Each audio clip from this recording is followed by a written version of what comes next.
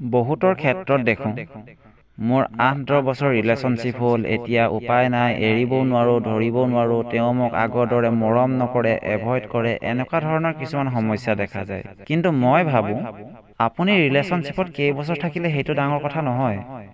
আজি আপোনাৰ ৰিলেশ্যনশ্বিপত আছিলে, কিবা এটা কাৰণত বেয়া লাগিলে, আপোনাৰ ব্ৰেকআপ হৈ গ'ল বছ, আপোনালোকৰ দুজনৰ মাজতহে ব্ৰেকআপ হ'ল। কিন্তু বিয়াৰ পিছত আপোনাৰ যেতিয়া ব্ৰেকআপ হ'ব সেইটোক ব্ৰেকআপ বুলি নকয়, ডিভোৰ্চ।